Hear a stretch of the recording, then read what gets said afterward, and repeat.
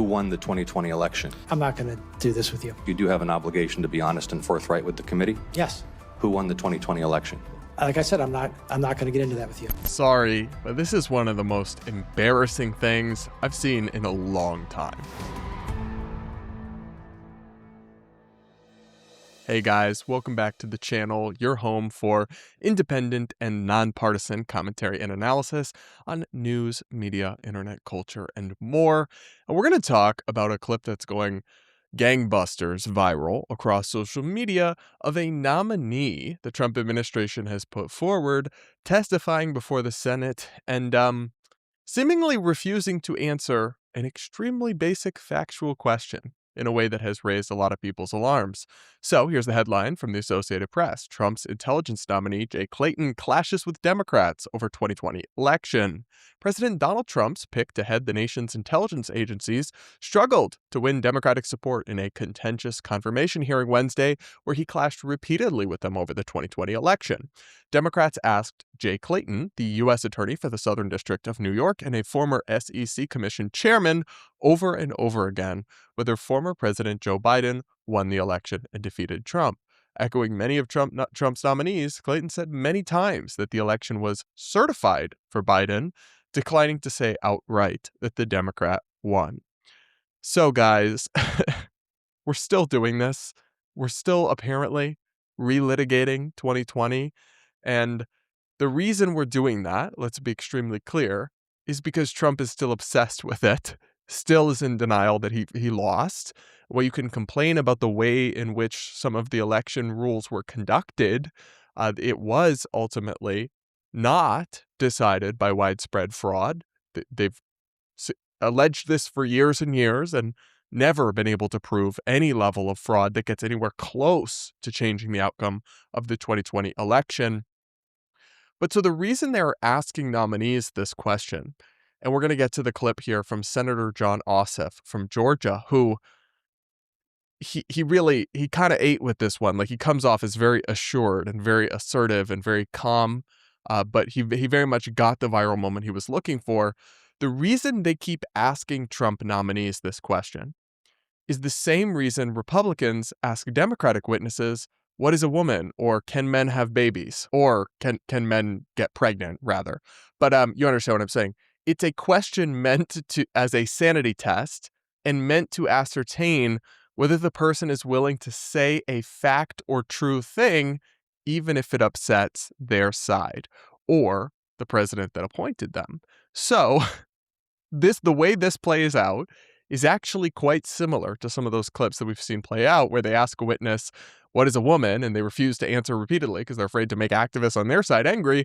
Well, they ask this guy who's been nominated for a very important role in the intelligence community advising the president whether or not Biden won the 2020 election, which he objectively did. And he repeatedly won't say so. Let's watch. Who won the 2020 election? I'm not going to do this with you. This is a job interview. We've established that you have an obligation to be honest and forthright with the committee. Yes, you do have an obligation to be honest and forthright with the committee? Yes. Who won the 2020 election? Like I said, I'm not going to get into that with you. But you do have an obligation to be honest and forthright with the committee.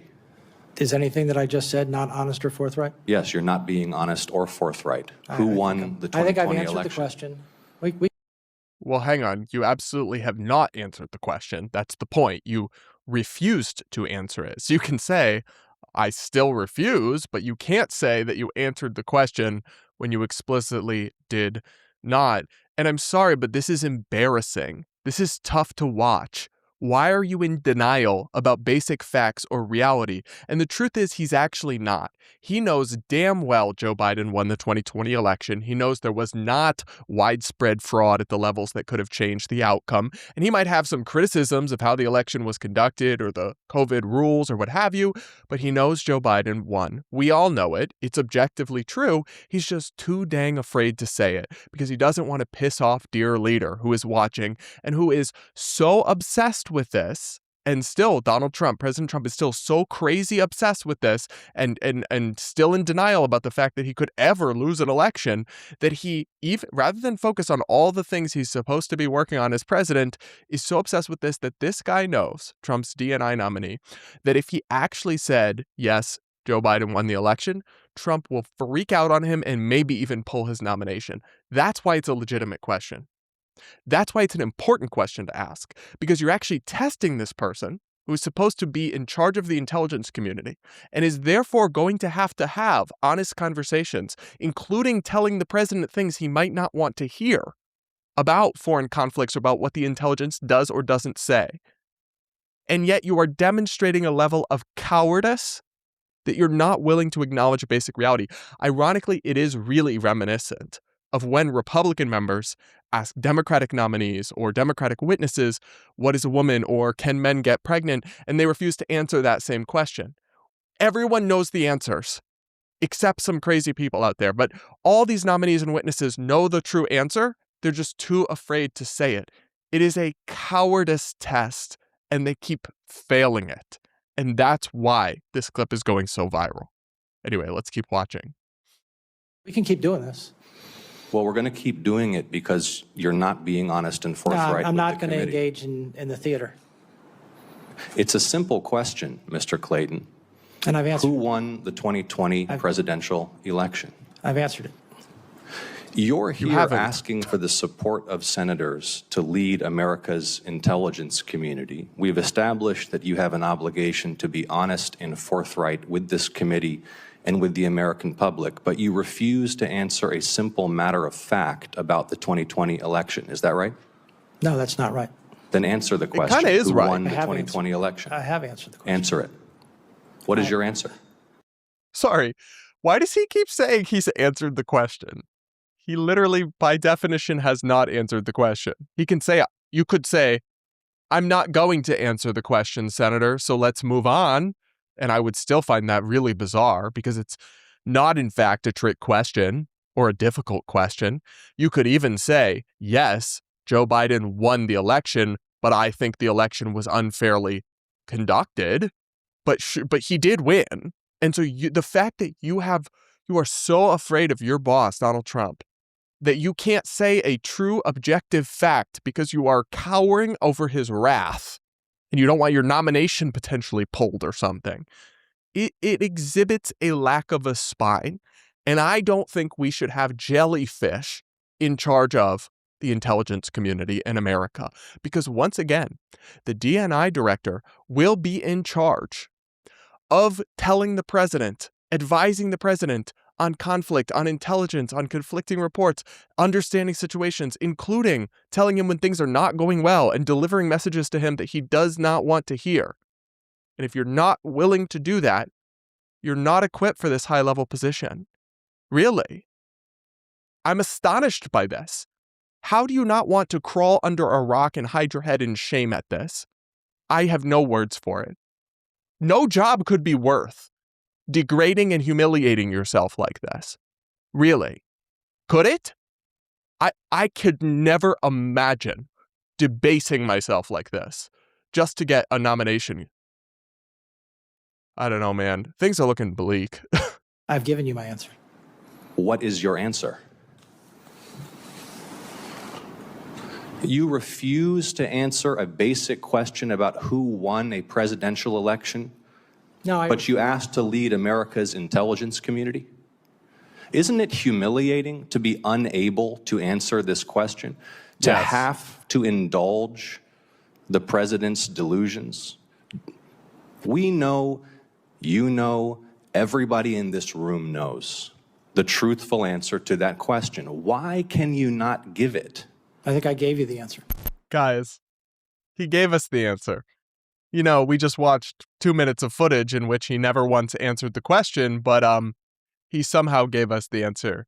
I mean, listen, whatever you think of John Ossoff, who is a liberal senator from Georgia, he is kind of a rising star in the Democratic Party in this moment, and this clip went exactly how it wanted to, because you gave him the answer, the non-answer he's looking for, to show how much of essentially a cultist this nominee is. and eliminate any reason why anyone would vote for them who possibly crossed the aisle, or even, a skeptical independent voice might consider voting for some nominees. Not this guy now. Not after that. And you could have you could have neutered this so easily, this whole viral moment, this whole humiliation news cycle, by simply telling the truth and answering an honest question. And people have said, well, you don't want to play into their gotcha games or let them dredge up the past. The Democrats are bringing up the past. It's not relevant. It's like, well, first off, it is relevant because Donald Trump is actively still denying and relitigating the 2020 election, including apparently planning announcements about it that even involve the intelligence community he is supposedly about to be leading. So it is totally relevant. And then two, they're playing a gotcha game. Your choice is only whether to let them win it or not. The same way that you could say, oh, well, Democratic witnesses shouldn't indulge in the gotcha game when they ask nominees whose jobs aren't related to it, what is a woman? Or can men get pregnant? It's like, okay, but you're still going to look stupid if they ask you and you won't answer a question and say an obvious fact. And that's true in those cases, and it's very much true in this case. I'll read you a tweet from the political journalist Chuck Todd that I did agree with.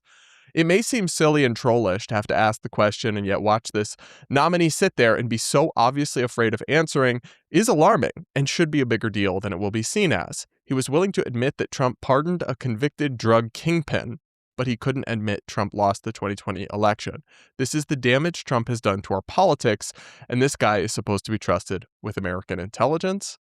Yeah, I mean, that's an interesting point because prior to this coming up, Jay Clayton, the nominee here, was willing to talk about and acknowledge some facts that were like, controversial or somehow unflattering to President Trump or what have you. It was only the election thing where he weirdly totally clammed up. And that tells you it's like the one of the things that you cannot cross, or one of the sacred cows of staying in Trump's good graces, is acknowledging a basic fact. And that suggests a level of derangement. Seriously, there's no stable or sane way to find yourself in that place. And I'll just say that I think this is a perfectly legitimate question to ask. It is embarrassing to watch Trump nominees unwilling to answer it.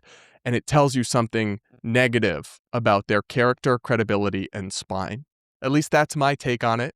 If you guys disagree, you can let me know in the comments, though I do wonder if you feel the same way about the what is a woman question and can men get pregnant questions, because you kind of have to be consistent there. And I'm consistent in that I think they're both fair questions and both revealing if candidates won't answer them or nominees won't answer them.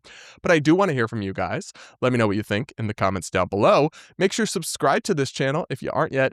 Do hit the like button. And if you do support my work and my independent commentary, like this video where I'll almost certainly lose money because people don't love my videos where I push back on the right. But if you do support that, then consider becoming a channel member by clicking the link in the description or hitting the join button here on YouTube.